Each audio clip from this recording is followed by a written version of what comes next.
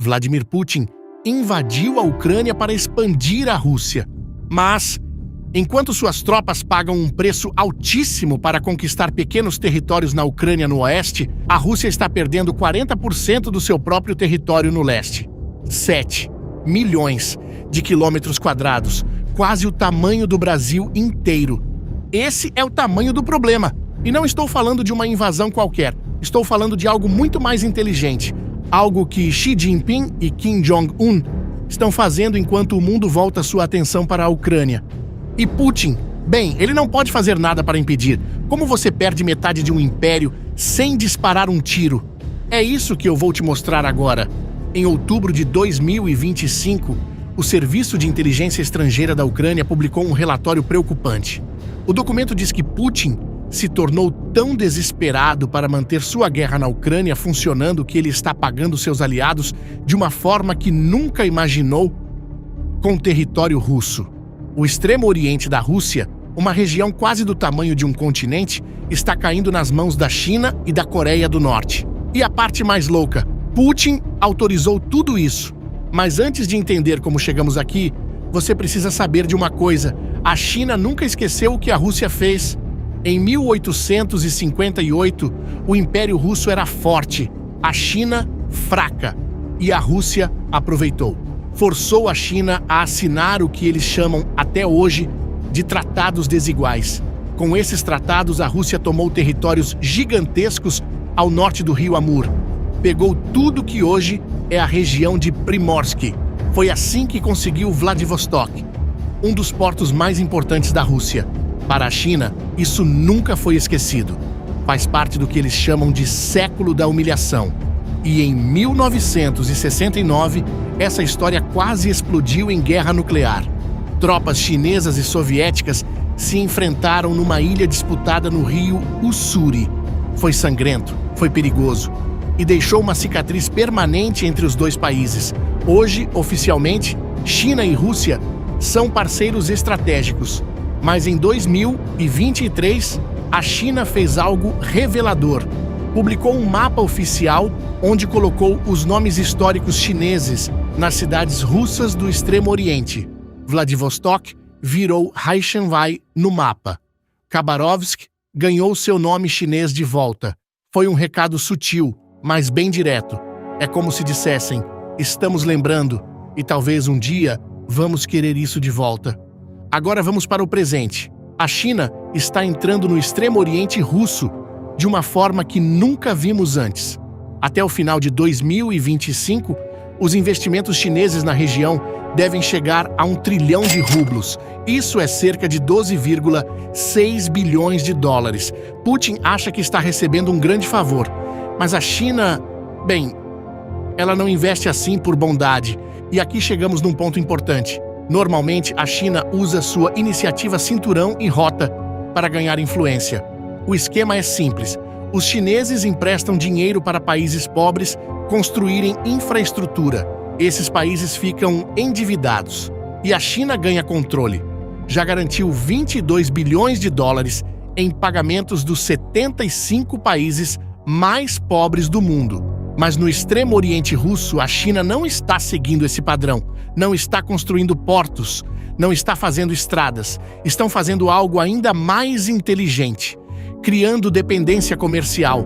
Em Khabarovsk, uma região russa na fronteira, o volume de comércio com a China aumentou 5,5 milhões de toneladas em 2024.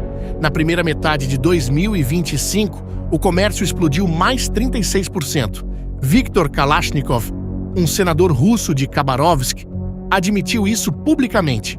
A região está ficando completamente dependente da China para comércio.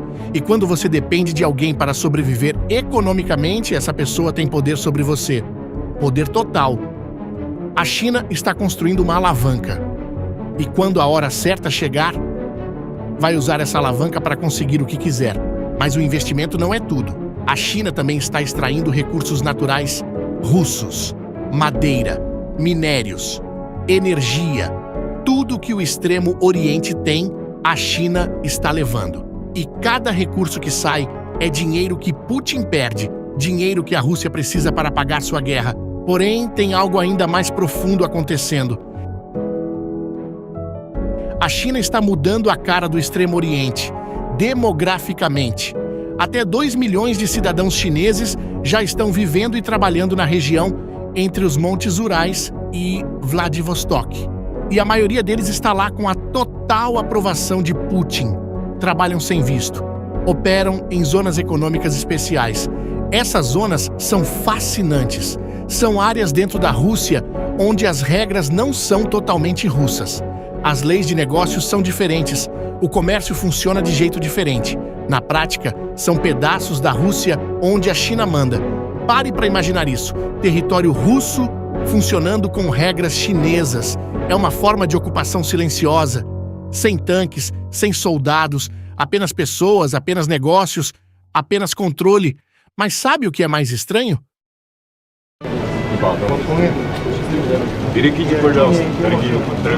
Putin poderia reverter isso tudo rapidamente.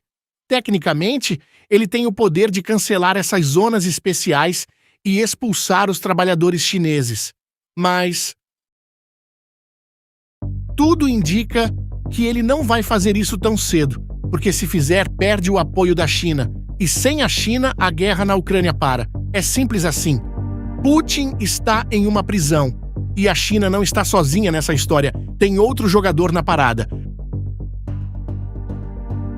A Coreia do Norte. Kim Jong-un também está pegando sua parte. Enviou cerca de 100 mil trabalhadores norte-coreanos para o extremo oriente russo. Esses trabalhadores estão construindo, estão extraindo recursos, estão preenchendo o vazio que a Rússia criou. E aqui chegamos num ponto no mínimo irônico, porque em 2017 a Rússia votou a favor de sanções da ONU contra a Coreia do Norte. Uma dessas sanções proibia especificamente o uso de trabalho norte-coreano no exterior. A Rússia concordou com isso. Mas agora precisa tanto de mão de obra que está ignorando as próprias regras que apoiou.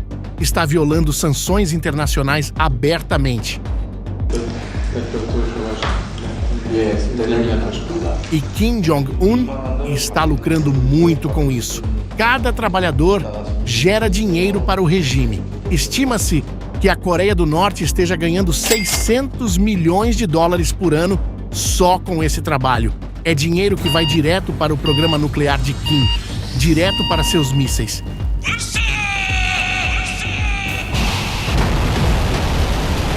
Em outras palavras, Putin está financiando as armas de Kim, enquanto Kim fornece os braços de que Putin precisa. E tem mais.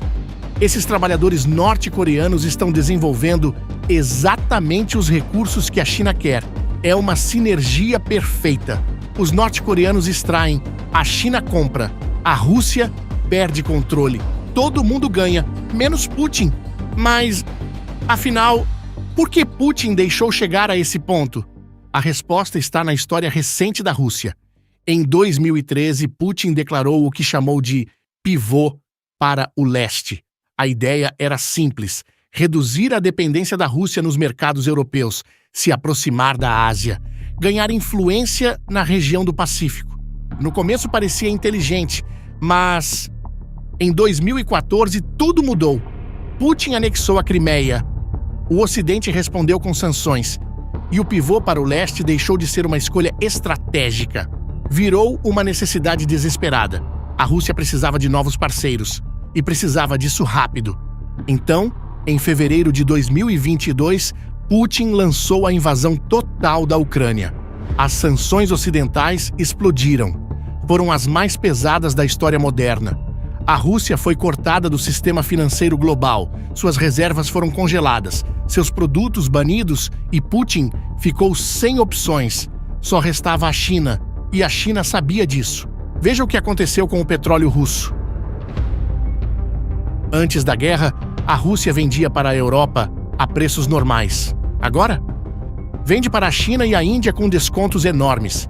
A China economizou 10 bilhões de dólares em 2022 e 2023 apenas comprando petróleo russo barato. Putin vê isso como um sacrifício necessário. A China vê como uma oportunidade de ouro. O Centro de Estudos Carnegie Endowment tem um nome para o que está acontecendo: vassalagem. Putin transformou a Rússia em vassalo da China. É um termo forte, eu sei, mas é preciso dizer, porque Putin não tem para onde ir. Ele queimou todas as pontes com o Ocidente e agora, mesmo que quisesse se afastar da China, não teria alternativa. A Carnegie é clara sobre isso. Não há escapatória e tem um problema ainda maior por trás de tudo isso. A demografia russa está em colapso.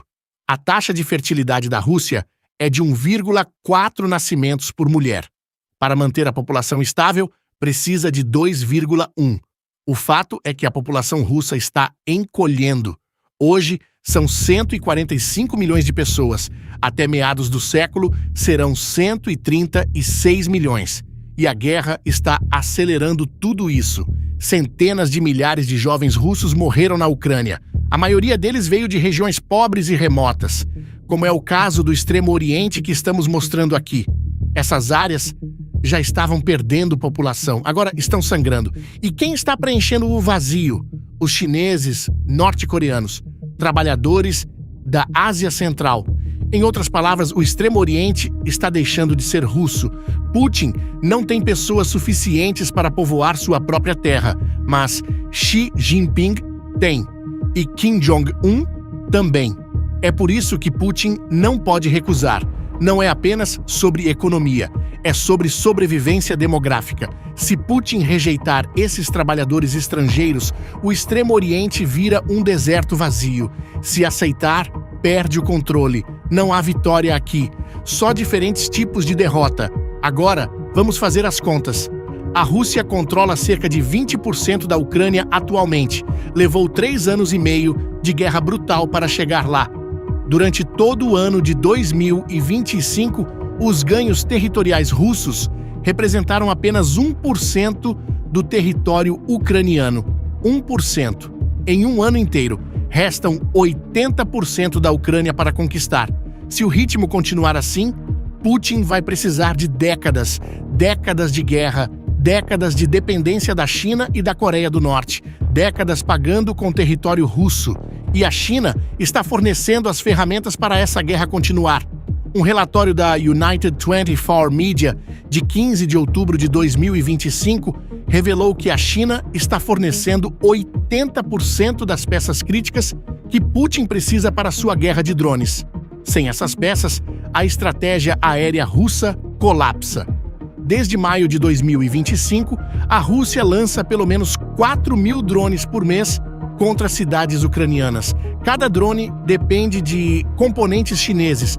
Putin precisa desses drones. Precisa desses engenheiros chineses que estão ajudando fabricantes russos sancionados. Precisa do dinheiro chinês. Precisa dos trabalhadores norte-coreanos. E quanto mais precisa, mais controle entrega.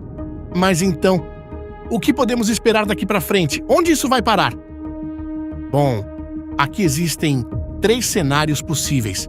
O primeiro e mais provável é a continuação do que já está acontecendo, só que mais rápido. A China vai continuar aprofundando seu controle econômico. A Coreia do Norte continuará enviando trabalhadores. O Extremo Oriente se tornará, na prática, uma extensão da economia chinesa. A Rússia manterá a soberania no papel, mas perderá na realidade. O segundo cenário é o conflito entre China e Coreia do Norte. Se os dois começarem a competir por recursos ou áreas de influência no Extremo Oriente, Putin ficará no meio e não terá poder para mediar. Será forçado a escolher entre 2 parceiros dos quais depende igualmente. Qualquer escolha que fizer vai enfraquecer a Rússia ainda mais. O terceiro cenário é o mais improvável. Um futuro líder russo, depois de Putin, tentar reverter tudo isso. Tentará reconquistar o controle do Extremo Oriente, mas descobrirá depois que é tarde demais. A infraestrutura já é chinesa, a população já é mista, a economia já é dependente. Reverter isso exigiria uma mobilização massiva de recursos que uma Rússia pós-guerra simplesmente não terá. Seja qual for o cenário, uma coisa ficou bastante clara: Putin lançou essa guerra para expandir a Rússia, para restaurar a grandeza imperial, para colocar a Rússia de volta no mapa como superpotência.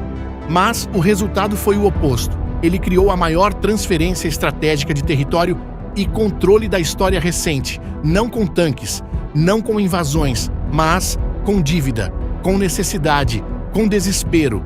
E enquanto Putin tenta adicionar 20% da Ucrânia à Rússia, ele está perdendo 40% da própria Rússia para a China e a Coreia do Norte.